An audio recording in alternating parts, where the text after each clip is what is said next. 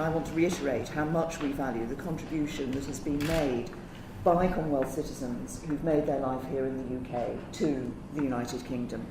I particularly want to acknowledge that as we come together and celebrate the Commonwealth and the ties between us and the connections between us at Chobham. And particularly the windrush generation helped to build the country that we are today. And I want to dispel any impression that my government is in some sense clamping down on Commonwealth citizens, particularly those in the Caribbean who built a life here. I take this issue very seriously. The Home Secretary apologised to the House of Commons yesterday for any anxiety caused, and I want to apologise to you today. Latest now on the problems faced by long-term British residents from the Windrush generation facing possible deportation. This morning, the government minister responsible for immigration admitted to ITV News there have been some horrendous situations. People have been deported and she is sorry. The apology concerns some immigrants who came to Britain from the Commonwealth as children as far back as 70 years ago. Last week, Michael Braithwaite told us of the impact of the uncertainty on his life. Being classed as illegal when you've been here for 15 years or working for 15 years in the same job and had all my school life here from primary school onwards, it became really daunting to my status. The Immigration Minister, Caroline Noakes, spoke to our social affairs editor, Penny Marshall, about the issues Michael and many others have faced.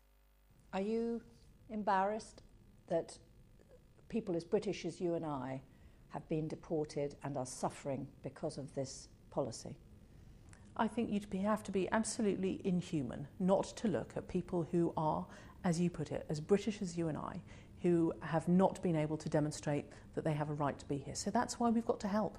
And I'm determined that we're going to do so. And would you apologise to those people affected? I am very sorry that this situation has arisen. I think we have to reflect that this goes way back to the 1970s and the 1971 Immigration Act. That's before I was born. But that really gives you a picture of how long a time these people have made a contribution to our country. And I'm determined that from this point forward, we get it right. Have people been deported as a result of not having the right papers? There have been some horrendous situations which, as a minister, have appalled me. So that's a yes. What I'm determined that's to do... That's a yes. Do you know how many? No, I don't know the numbers. But what I'm determined to do going forward is to say we'll have no more of this. And we want those individuals to come to us, to be confident that the Home Office is going to help them. We are going to help them because it's really important.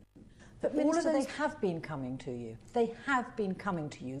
Many of them have files of letters dating back years that have yielded zero sympathy and zero result.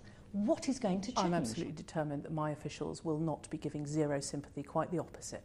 I want them to treat people as sensitively as they possibly can do, because these are people that I know have a right to be here, that I want to feel confident in the UK. I want them to be happy and know that they can have a biometric residence permit, and to make sure that we give people confidence going forward. Let's get some reaction to that interview with the Immigration Minister from Michael Braithwaite, who we just heard from beforehand. You were listening to that with me. An apology there from a government minister, given this situation you and many others have faced. What is your reaction, Michael, to that? It's been a bit late to some degree, because what I've been through has been quite harrowing 2 years of trying to find out, am I illegal or am I not illegal? You know, it's been causing me so much stress, distress to my family, my friends. You know, I was walking around not knowing where I was or who I am. This was a daunting fact to my work, that I lost my job. You know, it caused me a lot of stress. And I'm still actually suffering, although I've got my, my legal rights, it's still a heart-rending thing on myself. And not just me, for all the other millions of people out there who have been here for many years, and you know, you have to be upheaval and sent to some place. You have no reckoning of people or anything tangible to go back to. You know, this is my country. This is where I live. I know anywhere else that I've set my roots here in England. You know, this is my community, and to take that away from me. How surprised are you to hear there that some people have been deported And the immigration minister wasn't able to tell Penny Marshall how many have been deported given this whole situation. I mean, I'm shocked in this society we live in nowadays where we have data information on everyone. I'm really, really shocked. And it really hurts my heart to know that, you know, I mean, I am privileged to have my status, but there's so many people that, you know, they're bewildered by the whole situation, and it can cause mental sick problems, health problems. I mean, I went through a few health problems myself where I had to take blood pressure pills and, you know, just couldn't find clarity in myself of who I am.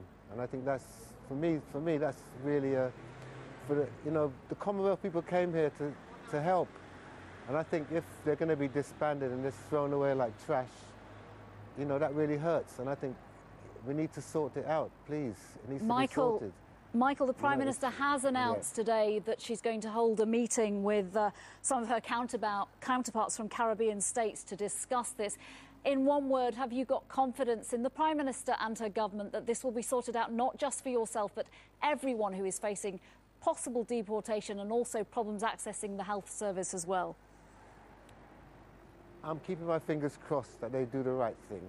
You know, politics is not my thing. I don't have that much of an understanding of politics. But what I know of, you know, people are people, and we're all here to do the same job. We're all here to put this place right. And for Michael people to have no status, sorry, yeah. No, sorry to interrupt you there. Thank you very much for sharing your story and your reaction to that interview with us this lunchtime. Michael Braithwaite, thank you. I'll put the whole lot up for $850. $850. $850.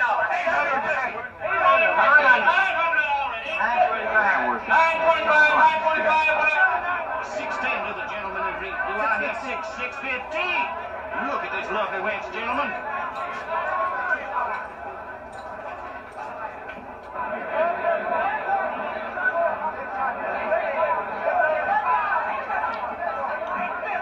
Got a mandingo!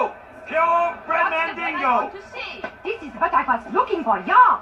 Oh! There you go. Playful as a kitten, strong as a bull elephant.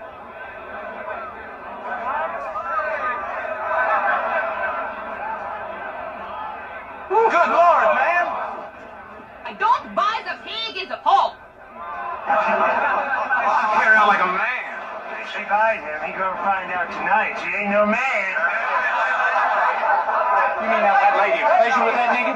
That's a German widow, and German ladies can never pleasure enough. How much? 3,500. I give you 3,000. I'll pay the price she asked you. You're no gentleman trying to take the nigger from the poor widow woman. The use you crave to make of him, ma'am, I ain't letting you get him. 4,000. I'll pay more, 500 more. 500. Done. You got a good boy, trustworthy, obedient, whip smart. I sure hate to sell it. What do you call it? Me. Or Ganymede. I'll come fetch him in 2-3 days. Hey, I got me a fight nigga. Never been beaten up here.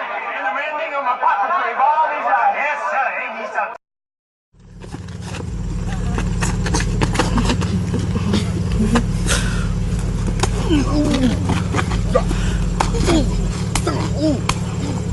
Oh my God!